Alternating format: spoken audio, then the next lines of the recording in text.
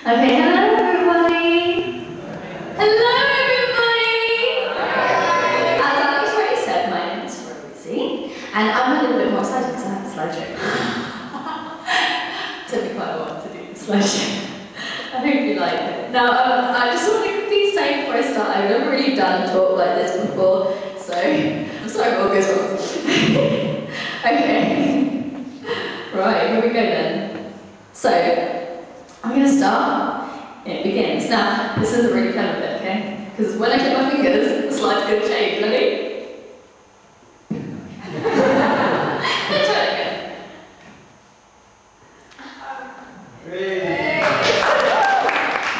Okay. Just about it. Okay, so it begins. I'm going to start by doing a very brief, well, as brief as I can, story of Jesus. Right, so. Oh, no, wait, go back. Born in a manger. Most of you will know the nativity story. Baby Jesus, no room in the inn, born in a manger, 3 wise men and a couple of bedraggled shepherds and their flock. Some gold, frankincense, myrrh, and a great big star in the sky. Well, it's a little bit of what the Bible says.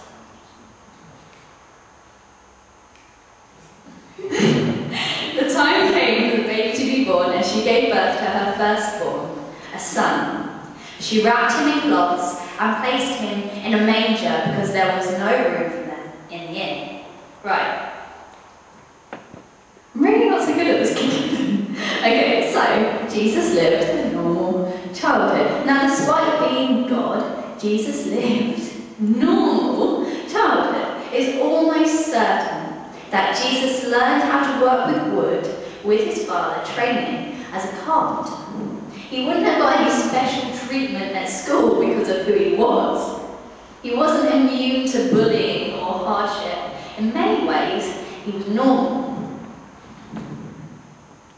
He had no form or majesty that we should look at him, nothing in his appearance that we should desire him. Now, I'm sure you've heard this bit too. Performed miracles.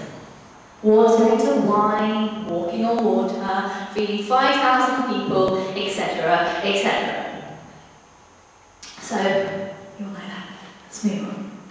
Now, was betrayed. Judas Iscariot, one of the faithful few, had followed Jesus since the day they met, and yet it was he, the trusted friend, who eventually betrayed Jesus for a few pieces of silver, and even had the gut to betray him with a kiss. And Jesus was crucified. Now, I'm sure you've heard this bit too, but often people leave bits out. They always make it nice. Jesus' death on the cross was not nice. You can find so many records of crucifixion in Roman times of how they did it. It's horrendous. So many of the criminals died before they even got to the cross because of all the torture and flogging that they had to endure first. The Bible talks about him being struck over the head again and again. How many of you have been in a fight and got on the head? Or fallen over and hit your head? It hurts, doesn't it? Yeah? My brother dropped a wrench on my forehead when I was 5, so I know it hurts. Now, these soldiers that were hitting him over the head, these were trained soldiers. They knew exactly how hard and where to hit so that it would give the most pain, but stop him from dying. This was torture. And then finally, Jesus was nailed up onto the cross to suffocate as his lungs crushed inside him. Certainly was not nice. Now, there's a part in Scripture where it talks about this curtain being torn in two.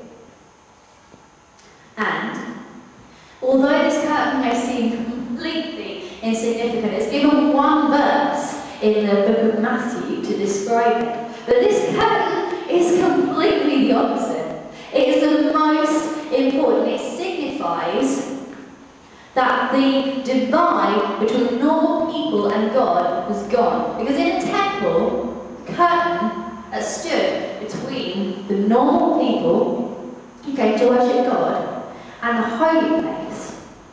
And as soon as that curtain was torn in two, it meant that anyone could come to God without needing to be a priest or anything such like.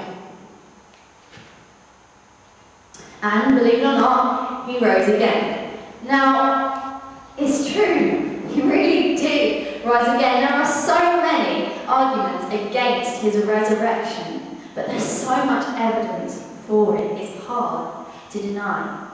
Let's just read a little bit from the Bible. Not concentrating.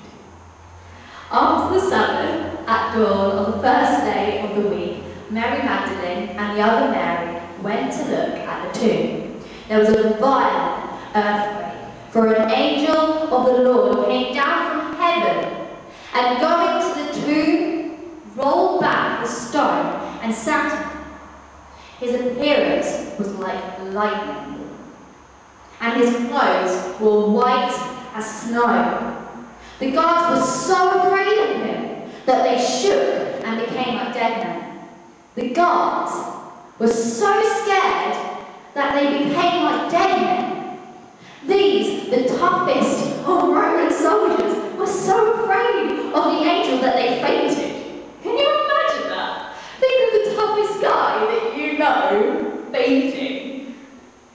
It's hard to believe.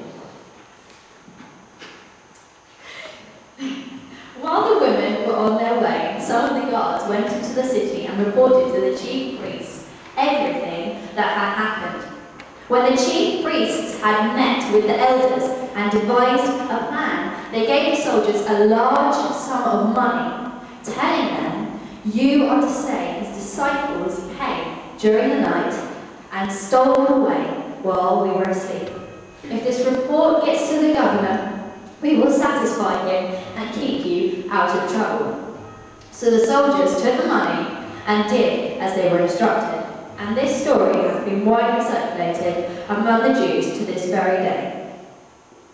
That very argument that many people in this world still use today for why Jesus' body was not in the tomb on the third day is in the Bible.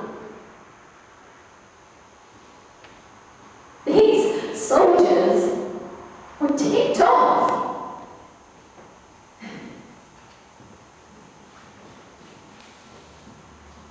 Okay, so, moving on. What has this man that lived 2,000 years ago got to do with my life?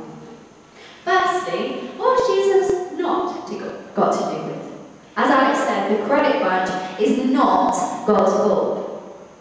Disaster, sickness and pain, although it hurts, is not God's fault, even though we like to blame it on him.